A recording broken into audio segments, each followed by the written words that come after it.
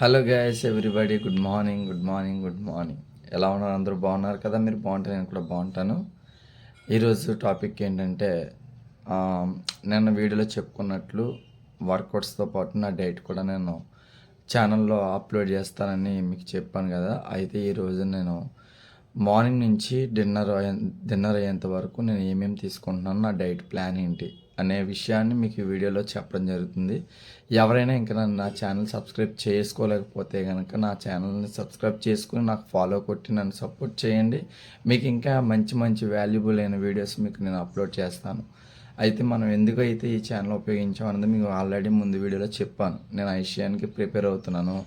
వచ్చే సంవత్సరంలో ఆగస్ట్ నెలలో ఐసీఎన్ హైదరాబాద్లో ఉంది కాబట్టి నేను ప్రాక్టీస్పేట్ అవుతున్నాను, ప్రాక్టీస్లో ఉన్నాను. నాది సైజులో ఉన్న బాడీని మస్కులర్లోకి అంటే లీన్ కటింగ్లోకి తీసుకురావాలని, సైజు తగ్గించాలని నేను చాలా వీడియోస్లో చెప్పాను. అయితే ఈ వీడియో ప్రత్యేకంగా ఏంటంటే నా డైట్ ప్లాన్, అంటే ఎర్లీ మార్నింగ్ లేచి నేను ఏం చేశాను. అయితే ఈరోజు నేను ఎర్లీ మార్నింగ్ లేచి నేను వాకింగ్కి వెళ్ళాను. వాకింగ్ వచ్చి 6 కిలోమీటర్స్ అయితే వాక్ చేశాను.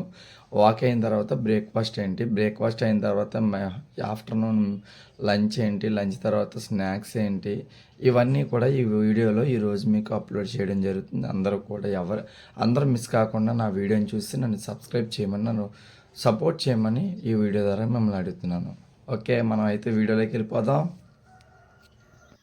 ముందుగా మనం అయితే కనుక ఒక బౌల్ తీసుకొని ఆ బౌల్లో ఒక 200 ml టోన్ మిల్క్ అయితే మనం అందులో వేసుకొని కొద్దిసేపు కొంచెం హీట్ ఎక్కిన తర్వాత ఈ ఓట్స్ అనేది మనం ఓట్స్ తీసుకోవాలి. అందులో ఓట్స్ మిక్స్ చేసుకోవాలి. ఒక 15 గ్రామ్స్ ఓట్స్ అయితే మనకి బెటర్. ఒక 15 గ్రామ్స్ ఓట్స్ దాంట్లో కలుపుకోవాలన్నమాట.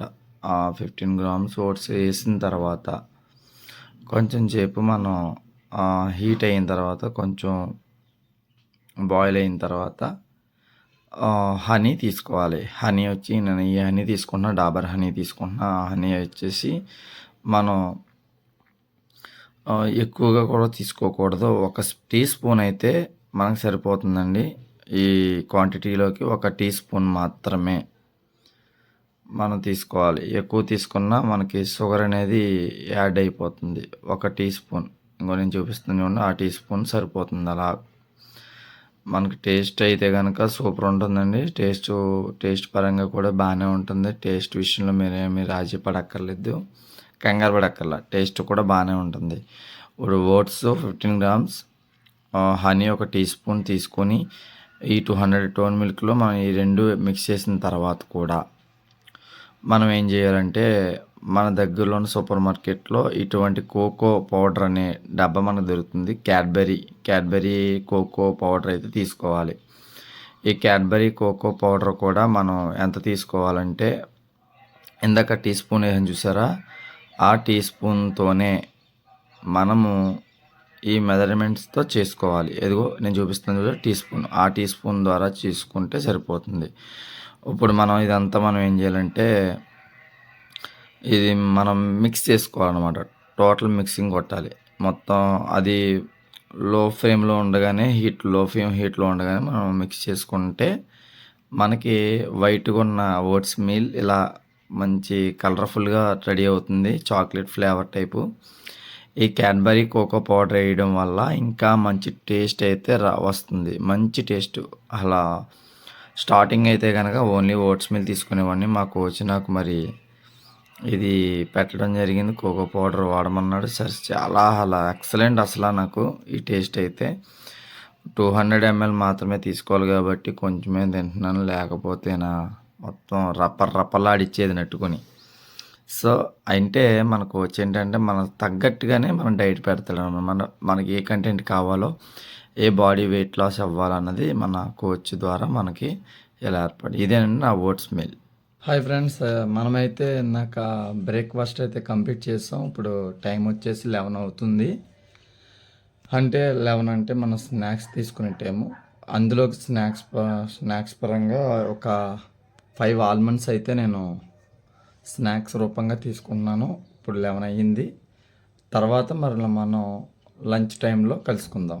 ఓకే గైస్, ఇందాక అయితే మనం టిఫిన్ అదే బ్రేక్ఫాస్ట్ అండ్ స్నాక్స్ అయితే అయిపోయింది. ఇప్పుడైతే లంచ్ టైం. ఇప్పుడు టైం వచ్చేసి 12:40 అవుతుంది. సో నా లంచ్ ఏం ప్రిపేర్ చేసుకున్నాను అన్నది మీకు నేను చూపిస్తున్నాను. సరే, ఇది నా lunch. 150 grams of rice and ఇందులో వెజ్జీస్ అండ్ క్యారెట్ కానీ, బీన్స్ కానీ, క్యాబేజీ కానీ, తర్వాత కేరా తీసుకున్నాను. కేరా 100 grams, chicken breast meet only 150 grams. ఇది ఏంటంటే రైసే తీసుకోవాలి. అయితే నేను రైస్ బదులు వెజ్జీస్ అన్ని యాడ్ చేసి ఒక 3 ఎగ్స్, అంటే మార్నింగ్ బ్రేక్ఫాస్ట్లో ఓట్స్ మీల్ ప్లస్ 3 ఎగ్స్ తీసుకోవాలి. అయితే నేను ఓన్లీ ఓట్స్ మీల్ తీసుకుని ఈ 3 ఎగ్స్ లంచ్లో ప్రిపేర్ చేసుకున్న ఓన్లీ ఎగ్ రైస్ టైపు. అంటే ఇందులో స్పైసీ అనేది ఉండదు, ఓన్లీ లైట్ స్పైసీతో నేను చేసుకున్నాను. అంటే తినడానికి సింపుల్గా ఉండడానికి కోసం మాత్రమే. సో ఇదే నా లంచ్. అయితే ఇది తినేసిన తర్వాత మనం నెక్స్ట్ ఏం చేయాలనేది మీకు నెక్స్ట్ వీడియోలో చూపిస్తాను. దీంతోపాటు 100 గ్రామ్స్ కార్డ్ తీసుకుంటాను, కార్డ్ కూడా ఉంటుంది. Okay, thank you guys. Hello guys, good evening. మన లంచ్ అయితే కంప్లీట్ అయిపోయిన తర్వాత మరలా ఇప్పుడు టైం వచ్చేసి ఒక 3:46 అయితే అయ్యింది. 3:46కి ఎప్పుడైతే మనం వాకింగ్ చేస్తున్నాం గ్రౌండ్లో.